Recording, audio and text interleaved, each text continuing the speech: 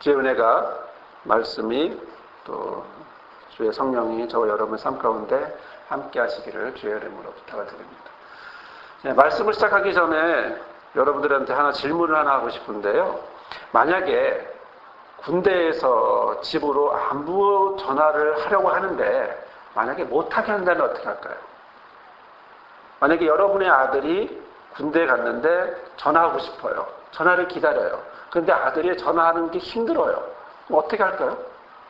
과연 우리는 그런 사실을 보면서 그런 사실을 알면서 어떻게 할까요? 군대니까 그럴 수 있겠지. 그래 좀 참아야지. 이렇게 생각할까요? 아니면 좀 다른 방법을 취하게 될까요? 얼마 전에요. 헌법재판소에 접수가 된 헌법소원이 있습니다. 논산훈련소에 있는 신병이 공중전화로 집에 전화를 하려고 했는데 3분 이상 전화하지 말라는 규정이 있는 거예요. 그러니까 이 신병이, 훈련병이 그 부분에 대해서 반대 생각을 하게 됐죠. 동방예의지국인 우리나라가 부모에게 안부 전화하는데 그것을 규정화가 못하게 한다? 말이 안 된다는 거죠.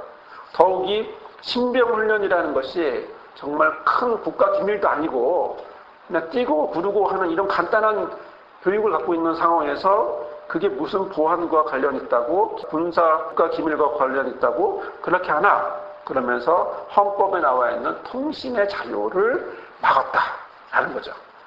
그래서 그것을 깨기 위해서 어떻게 했냐면 논산훈련소에 있는 이 신병이 헌법재판소에 접수를 하게 됐습니다. 다소 재미난 생각이 들긴 하지만 과연 이것이 우리의 행동이라면, 우리의 일이라면, 저와 여러분의 일이라면 과연 어떻게 할까 고민하지 않을 수 없죠. 자, 이런 일이 있었습니다. 요즘에 있는 일인데요.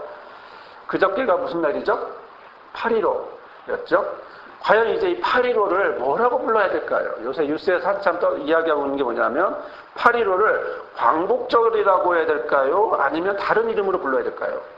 우리는 익히 그냥 광복절 알고 있는데 텔레비전에서 보면 뭐가 나왔냐면 63일 광복절 행사보다 건국 60주년이라는 게 강조가 됐죠. 왜 그랬을까요? 왜 광복절이라는 말보다는 건국이라는 말을 강조하게 될까요? 그러다 보니까 이 광복을 주장하고 이것을 광복의 의미를 더 두는 어떤 많은 단체들이 모여서 뭘 냈냐면 역시 헌법 소원을 냈어요. 뭐냐면 건국이라는 말은요 위헌이라는 거죠. 또 하나는 반역사적이라는 겁니다. 단적으로 표현하면 60년이라고 하면 건국된 지 60년이라고 말하면 우리의 반만년의 역사는 뭐가 되냐는 거죠. 두 번째로 일제시대나 임시정부나 어떤 3년간의 어떤 신탁통치 이런 부분에 대해서는 과연 우리 역사가 아니냐는 거예요. 우리나라가 60년밖에 안 된 그런 신생 국가냐는 거죠. 우리는 분명히 알고 있지만 60년 된 국가가 아니라 반만년 이상 된 국가란 말이에요. 그런 상황에서 왜 건국 60년이라고 했냐 이제 이겁니다. 그래서 헌법 소원을 냈는데 이 단체들의 주장은 1948년도 8월 15일 날 정부 수립을 했다는 거죠. 정부 수립과 건국과 무슨 상관이냐 이렇게 된 겁니다. 그래서 앞으로 과연 우리는 이 8.15 때 뭐라고 불러야 될지, 광복절이라고 불러야 될지 아니면 건국 기념일이라고 불러야 될지 이 부분에 대해서 심각한 그런 상황이 되지 않겠냐고 이제 반문을 하게 됐는데요.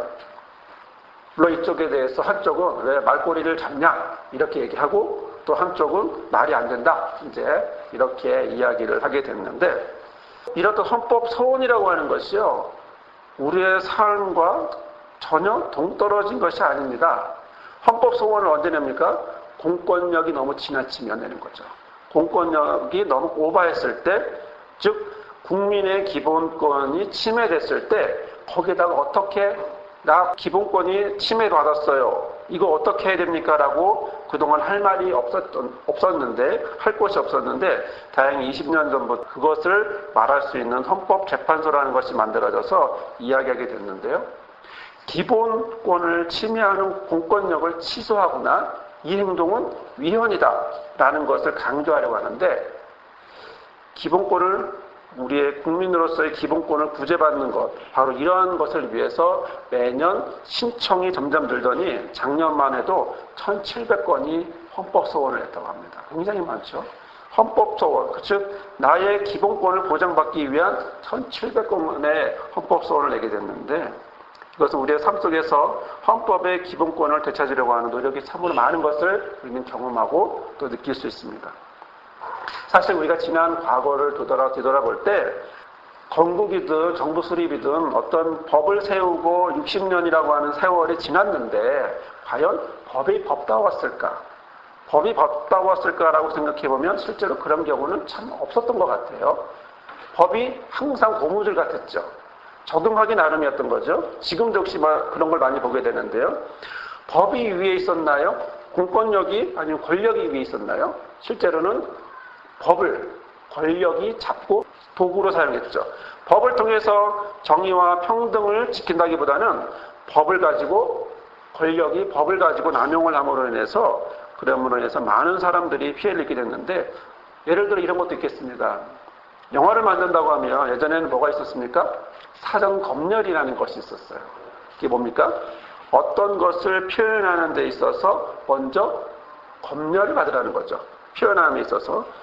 권력자의 눈에 거스리게 되면 모두 뭘 당하냐면 가위질을 당하게 됐죠.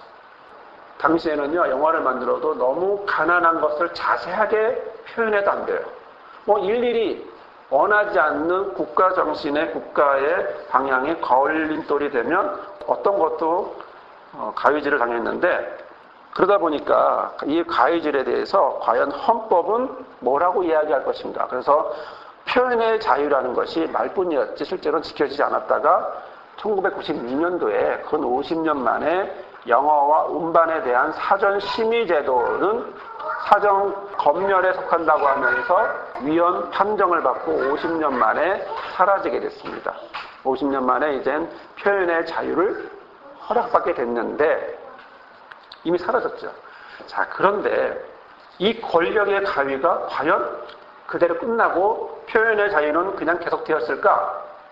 아니요. 지금 우리 현실을 보면 어떤 모습이냐면 또다시 그런 가위질이 시작됐는데요. 그 대상은 누구냐면 인터넷이라는 거죠. 네티즌을 향한 거예요. 예를 들어 일부 네티즌을 향해서 일부 신문이 하고 있는 광고에 대해서 불매운동을 하게 되니까 그 활동을 하고 있는 단체를 향해서 출국 금지를 시키고 검찰의 조사 대상이 되는 이런 모습이 됐거든요. 이렇게 시대가 바뀌면서 새로운 대상들이 새로운 방법으로 새롭게 여러 가지 모양으로 대상이 되는데, 과연 그러면 우리가 갖고 있는 법이라고 하는 생각, 법이라고 하는 모습은 현실과 같을까? 내가 생각하는 법에 의한 세상과 실제로 나의 삶의 모습은 과연 비슷할까? 아니라는 거죠. 너무나 거리가 멀고 있는 것을 느끼게 되는데요. 좋은 이상은 말했지만, 말로는 좋지만 실제로는 그렇지 않다는 거죠. 그래서 임의대로 주관적으로 법이 사용되고 힘 있는 자가 법대로 법을 자기 마음대로 사용했던 것을 우리는 과거나 현재나 우리는 보게 되는데, 왜 이렇게 객관적인 법이 이렇게 모든 사람을 위해서 사용되어져야 될 법이 이렇게 주관적으로 사용되어야만 할까라는 이런 안타까움을 우리는 갖게 돼요. 그런데 이런 모습이요, 최근 현대나 5, 60년 전에 이런 때만 있었던 것이 아니라 먼 과거 때 어느 시대 어느 장소나 어느 나라 어느 민족이나 모두가 그런 경우는 너무 셌어요. 너무 많았어요. 그러면 우리가 관심을 갖고 있는 성경은 어떨까요? 우리가 관심을 갖는 성경. 우리가 관심을 갖는 성경은 예외일까요?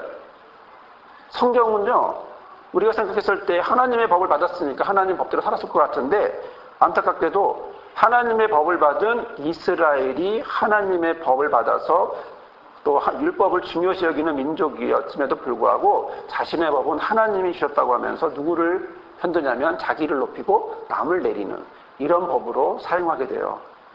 그래서 율법이라고 하는 것, 이 법이라는 것을 하나님 편에 사용하는 것이 아니라 누구 편에 사용하냐면 자기를 위해서 법을 사용합니다. 똑같은 모습이죠. 그러니까 법에 대해서 일반적이고 주관적인 그런 법의식을 갖고 있는데, 예를 들어 성경에 이제 이런 모습이 있습니다. 어느 날 한 사람이 예수님을 찾아왔습니다. 그 사람이 마가복음 10장에 나오는 이야기인데 예수님 앞에 묻습니다. 선하신 선생님, 내가 영생을 얻으려면 무엇을 해야 합니까? 라고 물어봤어요. 그럴 때 예수님이 십계명 이야기를 하셨거든요. 그러다 이 사람이 뭐라고 말하냐면 자신 있게 말합니다. 선생님, 나는 이 모든 것을 언제부터? 어려서부터 다 지켰습니다. 어릴 때부터 이게 생활화됐고 하나님 말씀을, 하나님의 율법을 지키는 게 너무나 자연스럽습니다. 다 지켰어요. 라고 이야기를 했어요. 그럴 때 예수님이 그를 보시는 눈이 눈여겨보시면서 사랑스럽게 보시면서 이렇게 얘기를 했습니다. 너에게는 한 가지 부족한 것이 있다. 가서 내가 가진 것을 다 팔아서 가난한 사람들에게 주어라. 그리하면 내가 하늘에게 보화를 차지하게 될 것이다. 라고 말씀하셨고, 자, 와서 나를 따르라. 이렇게 말씀하셨어요. 이때 이 사람은 울상이 됐죠. 근심이 됐죠. 그리고 예수님을 떠납니다. 왜입니까? 재산이 너무 많기 때문이라는 거죠. 여기서 우리는요, 유대인의 율법의식, 법의식을 볼 수가 있습니다. 유대인들은 당시 어떤 법의식이 있었는지를 보게 되는데요. 뭐라고 말하냐면, 율법에 대해 십계명을 예수님이 말하니까 나는 다 지켰습니다. 이렇게 얘기한다는 거죠. 다 지켰습니다. 여기서 중요한 뉘앙스가 하나 빠졌어요. 뭐냐면, 누구를 위해서 지켰냐라는 것입니다. 다 지켰습니다라고 하는 이 말의 뉘앙스는 뭐냐면, 나 스스로를 위해서 지켰습니다. 라는 뉘앙스가 언어에 있습니다. 원문에 원어적으로 봤을 때 결국 스스로 율법을 지킨 거죠. 율법은 누가 주셨습니까? 하나님이 주셨죠. 하나님의 뜻을 알기 위해 주신 거죠. 그런데 그 뜻을 알 때 무엇을 위해 지켰다고요? 나를 위해 지켰다는 거죠. 보낸 자와 받는 자의 모습이 서로 다르다는 거죠. 보낸 율법이 받는 율법 안에서 서로 다른 모습을 보게 된 것을 우리는 보게 돼요. 스스로는 모든 걸 다 지켰다고 생각했고 또 그리고 하나님의 뜻을 받들었다고 했지만 이 모든 것은 누구를 위해서? 나를 위해서 했다라는 것이고 나 스스로 이것을 나 자신을 위해서 다 지켰어요. 라고 말한다는 거죠. 의무감과 책임감 이런 것들은 자기 자신의 의를 쌓기 위해서 만드는 것이고 또 그래서 율법을 지켰고 그래서 그것을 모두 했다. 이렇게 이 한 사람을 얘기하고 있는데 바로 이렇게 열심히 지키는 이러한 생각이 바로 한 사람의 생각이 아니라 누구의 생각입니까? 당시 유대인 전체의 생각이었다는 거죠. 일반적으로 율법은 그렇게 지키는 것으로 이해했기 때문에 하는 거죠. 하지만 예수께서 율법의 핵심을 얘기합니다. 뭐냐면 너에게 한 가지 부족한 것이 있다. 내가 가진 것을 다 팔아서 가난한 사람에게 주고 그리고 너는 나를 따르라. 무엇입니까? 하나님의 뜻, 하나님의 사랑을 이야기한 거죠. 율법의 정확한 의미를 얘기했음에도 불구하고 아쉽게도 그 사람은 그것을 멀리하고 다시 자기 자신을 위해서 스스로를 위해서 그 길을 걸어가게 됐습니다. 우리는 지금 3주째 하나님의 전신갑주에 대해서 은혜를 나누고 있는데요. 우리가 사는 세상은 어떤 세상입니까? 혈과 육의 세상이 아닌 영적인 삶이 영적인 영향력이 있고 영적인 삶을 사는 것이죠. 이런 영적인 삶을 살 때 필요한 것이 에베소서 6장 10절에서 13절에 너무나 자세히 나와 있는데요. 영적 공격이 있음에 그것을 어떻게 막을 것인가? 그것은 영적인 갑옷이 필요하다는 거죠. 그래서 예수님의 힘찬 능력과 하나님의 전신갑주를 입어라 라고 말씀하셨죠. 각자에게 꼭 맞는 하나님의 전신갑주를 입으라고 바울은 에베소서에서 말씀하고 있는데요. 우리에게 꼭 맞는 전신갑주 뭘까요? 찾아봐야 합니다. 각자에게 주어진 각자에게 꼭 맞는 하나님의 전신갑주가 있어요. 예를 들어 다윗이 전쟁을 향하여 골리앗과 싸우러 나갈 때 사울이 갑옷을 줍니다. 하지만 다윗은 그 갑옷을 입지 않습니다. 왜요? 안 맞기 때문이죠. 그렇다면 무엇을 갖고 나갑니까? 다윗은 하나님의 이름이라는 전신갑주를 갖고 나갑니다. 모세는요 하나님의 지팡이를 들고 나가고요. 또 여호수아는 하나님의 주시는 용기를 갖고 나가고요. 기도원은요 하나님의 기도 응답이라는 걸 갖고 나갔고요. 더 나아가 많은 믿음의 선조들을 보면 약속의 말씀을 가는 아브라함, 그리고 꿈을 갖고 가는 요셉, 죽으면 죽으리라는 각오를 가지고 가는 에스더, 또 신약에는 성령 충만함과 또 순교의 자리까지 가는 스데반과 그 제자들, 이런 모든 사람들이 자기에게 꼭 맞는 하나님의 전신갑주를 가지고 갔다라는 거죠. 그래서 지난주에는 첫 번째로 그 꼭 맞는 전신갑주 중에 진리의 허리띠를 한번 살펴봤습니다. 지난주에 봤던 진리의 허리띠는요, 출애굽을 하는 첫 6월절에 하나님이 사랑하시는 이스라엘이 허리띠를 묶고 어린 양을 먹었다라는 거죠. 신약에 와서는요, 예수께서 제자를 사랑하셔서 그들을 향하여 6월절을 앞두고 허리에 수건을 두르고 제자들의 발을 닦았다는 거죠. 이에 에베소서는 뭐라고 말하냐면 예수 안에 있는 진리로 그렇게 가르치면서 새 사람을 이루며 살아가라고 그렇게 말씀을 했는데요. 자, 오늘은 그 두 번째 전신갑주인 의의 흉배를 한번 살펴보고자 합니다. 흉배라는 게 뭐냐면 헬라어로 도라카라고 하는 겁니다. 이 도라카라고 하는 건요, 갑옷에서 나오는 건데, 흉배라고 하는 것은 표준세 번역은 가슴막이라고 표현을 했지만 단순히 가슴만 막는 것이 아니라 목에서부터 허리까지, 또 넓게는 어떤 넓적다리 허벅지까지 감싸는 것이 이 도라카라는 거예요. 자, 그러면 이것이 과연 무엇을 할까요? 도라카의 기능이 뭘까요? 도라카를 왜 입을까요?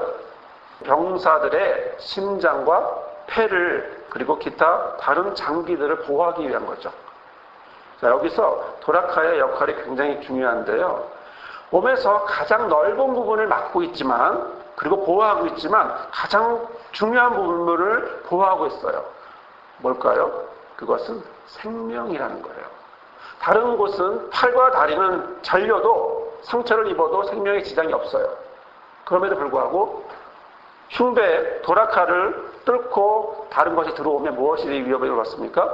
생명의 위협을 받거든요. 즉, 흉배를 입는 이유는, 그리고 이런 도라카를 입는 이유는 무엇을 보호하기 위해서? 생명을 보호하기 위해서 그것을 하는 것인데, 결국에는 죽음을 막기 위해서죠. 창과 칼을 막음으로 인해서 죽음을 막기 위한 거죠.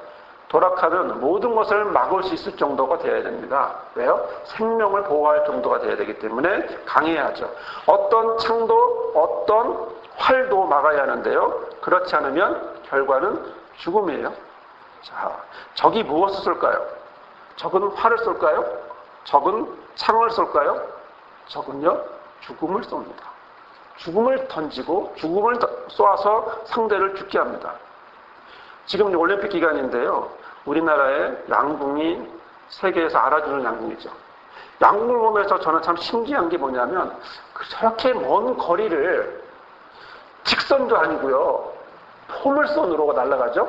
하늘 향해 올라가면서 내려가는 거예요. 그러면서 과정을 맞추는데 웬만하면 9점이고요. 그리고 연속으로 10점 맞추는 건 뭐 기본인 것 같아요.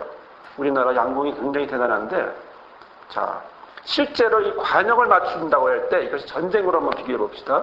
옛날 전쟁을 생각해 보면 상대의 무엇을 맞추기 위한 거였을까요? 심장이라는 거죠. 상대의 심장을 향하여 이 활을 쐈어요.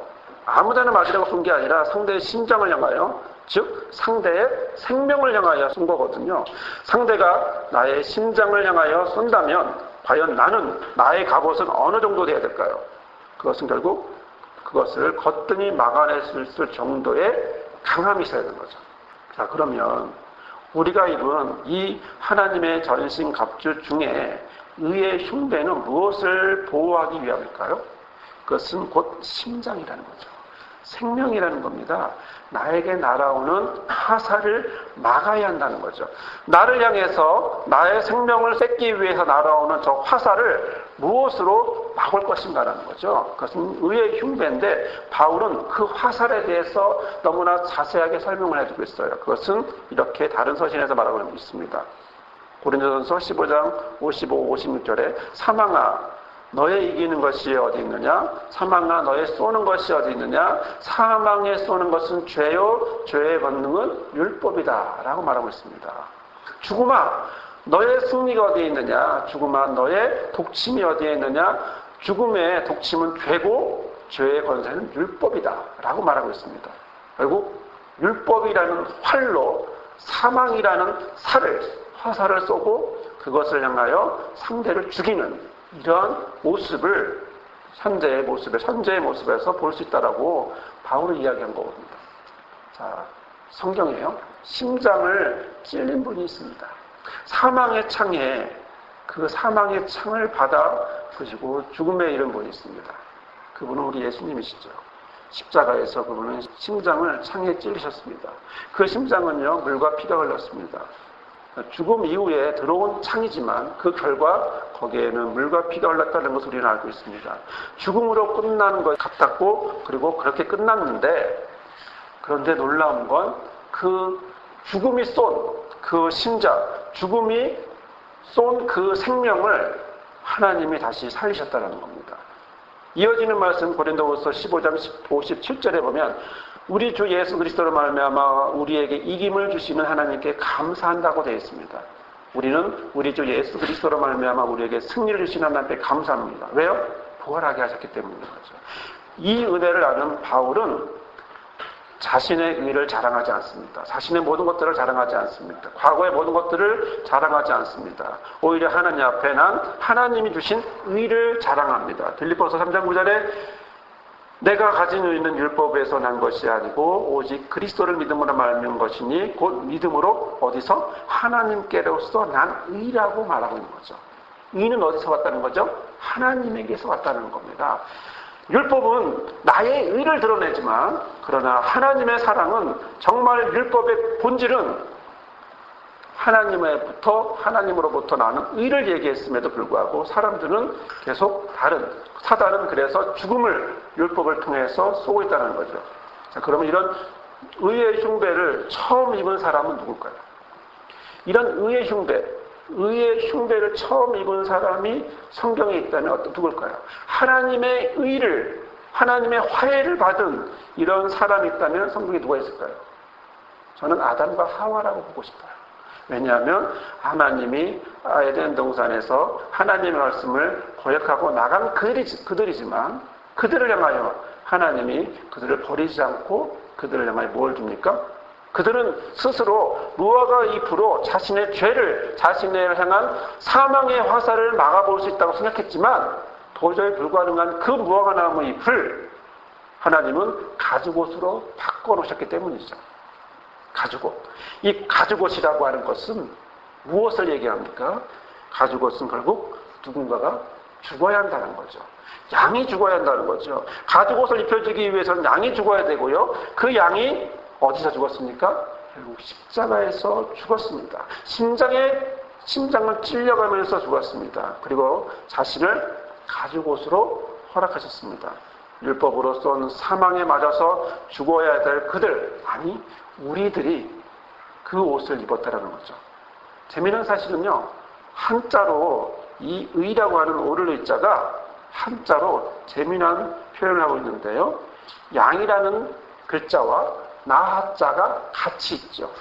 나 위에 뭐가 있습니까? 양이 있다는 거죠. 무슨 얘기죠? 나 위에 양의 껍질이 있다는 거죠. 결국 나는 어떤 나입니까? 내가 거룩해지고 옳게 되려면 무엇이 있어야 된다는 거죠? 나 스스로는 안 된다는 거죠. 양이 있어야 한다는 거죠. 결국 하나님은 죄인이지만 하나님 말씀을 거역했고 멀어진 사람들이지만 그들을 향하여 가죽옷을 줌으로 그들이 다시 의의 흉배를 입을 수 있도록 누가 허락한? 하나님이 허락한 하나님에게서 난 의를 입을 수 있도록 허락하신 거죠. 로마서 13장 14절에 이렇게 말합니다. 오직 주 예수 그리스도로 옷 입고 정욕을 위하여 육신의 일을 도모하지 말아라. 예, 그렇습니다. 가죽옷은요, 예수님이셔요. 우리는 가죽옷을 입는다는 것은 예수로 옷을 입는다는 것입니다. 이것은 하나님의 일을 나타내는 것입니다. 하나님과 화해하는 것입니다. 로마서 3장 24절 이렇게 말합니다. 그리스도 예수 안에 있는 구속으로 말미암아 하나님의 은혜로 값없이 의롭다 하심을 얻은 자가 되었다라는 거죠. 그리스도 안에서 값없이 자연스럽게 값없이 의롭다 하심을 어떻게? 하나님이. 어디로부터? 하나님으로부터. 나에게부터가 아닌 하나님에게로부터 가죽옷이 입혔듯이 또 하나님의 은혜가 입혔듯이 또 의로움을 입은 것처럼 바로 의의 흉배는 결국 뭡니까? 하나님의 의라는 거죠. 에베소서는 이렇게 표현합니다. 4장 24절에 하나님을 따라 의와 진리의 거룩함으로 지으심을 받은 무엇을 입으라고요? 새 사람을 입으라 라고 말씀하고 있습니다.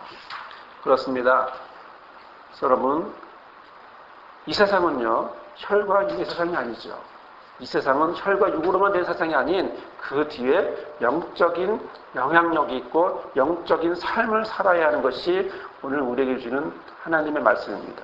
그렇기 때문에 다른 것이 아닌 영적인 삶에 맞춰서 하나님이 허락하신 하나님의 그냥 또 아닌 하나님의 전신갑주를 입어야 합니다.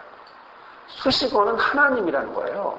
그냥 전신갑주가 아니고 하나님 표 전신갑주를 입고 그리고 그 중에 또 의의 흉배를 가져야 하는데 이것은 나의 생명을 공격하는 사망으로부터 나를 보호하는 것이고 율법을 통해서 공격하는 이 죽음을 유일하게 막아낸 것은 결국 내 의가 아닌 하나님이 주시는 의, 하나님으로부터 오는 의를 통해서 가능하다는 거죠.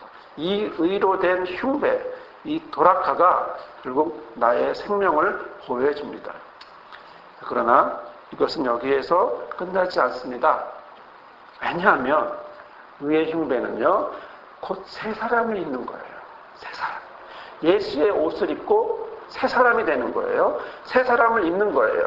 삶 속에서 하나님을 따라 의와 진리와 거룩함으로 지어진 새 사람이 있고 또 그러한 삶을 사는 거예요. 그래서 5장 9절에는 뭐라고 말하냐면 빛의 열매는 모든 착함과 의로움과 진실함이 있다. 여기서 의로움도 이 의예요. 하나님의 의고 이런 모든 것들이 하나님의 역사하심인데 사랑하는 성도 여러분, 오늘 저와 여러분의 삶 속에서 저와 여러분은 어떤 전신갑주를 입고 있습니까?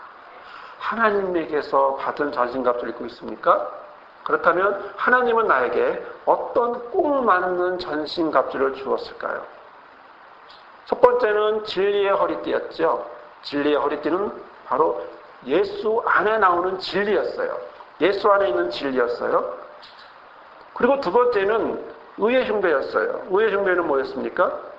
예수의 옷이었고 또 새 사람을 입는 것이었는데 하나님의 의를 입는 거라는 거죠. 하나님의 의를 입고 그리고 내가 서 있다라는 거죠. 아담이 하와가 어떻게 하나님 앞에 설 수 있었겠어요? 저와 여러분이 어떻게 하나님 앞에 설 수 있어요? 하지만 이 순간 주께서 저와 여러분을 향하여 의의 흉배를 주셨기 때문에 우리는 당당히 감사하게도 고백하면서 아버지 앞에 설 수 있는 것입니다. 왜요? 그분이 우리의 생명을 보호해 주시니까. 그분이 나의 생명을 보호하시고 나를 영원히 살 수 있도록 허락하시고 그리고 살 수 있도록 하시면서 또 그런 삶을 살게 하기 위해서 예수의 옷을 그리고 새 사람을 입고 삶 속에서 그렇게 살아가라고 말씀하시기 때문이라는 거죠. 저와 여러분을 향하여 주신 하나님의 전신갑주, 여러분에게 꼭 맞는 하나님의 전신갑주, 바로 하나님으로부터 나온 이 의의 흉배를 입고 살아가는 하루하루 매일매일 순간순간이 되기를 주의 이름으로 부탁을 드립니다. 아멘. 거룩하신 주님, 연약한 우리의 모습 가운데 주의 은혜를 허락하시니 감사합니다. 우리가 아버지 앞에 설 수 있는 자격이 아무것도 없습니다. 사망이 우리를 쏘고 죽음이 우리를 향하여 날아오지만 그것을 피할 길은 없어 아버지 앞에 여기에 있습니다. 주께서 그 율법을 통하여 날아오는 이 사망과 죽음을 우리가 어떻게 할 수 없을지라도 그럼에도 불구하고 하나님으로부터 나온 이 의를 통하여 우리에게 허락하시니 감사합니다. 우리의 삶을 주께서 받아주시고 은혜를 주시고 더욱 주의 삶을 누리며 또한 의의 흉배로 우리의 생명을 주 앞에 누리며 살아가게 하여 주옵소서. 우리에게 역사하시기를 간절히 바라고 원하며 이제는 가죽옷이 되시고 의의 흉배가 되어주시는 예수 그리스도의 은혜와 하나님의 전신갑주 주시는 아버지 하나님의 크신 사랑과 예수의 옷을 입고 새 사람을 입고 살아가도록 도와주시는 성령의 함께하심이 오늘 말씀을 듣고 하나님의 전신갑주를 입고 의의 흉배를 입고 생명을 보호받으며 영적 삶을 살고자 결단하는 모든 성도들의 삶 위에 그리고 미래의 목자들과 다음 세대를 이끌어갈 리더들 위해, 우리 교회 위해, 그리고 우리 김경태 목사님 가정과 삶과 목회와 또한 그를 통해 인도받을 모든 영혼들 삶 위에 이제로부터 영원히 함께하옵시기를 간절히 축원합니다. 아멘.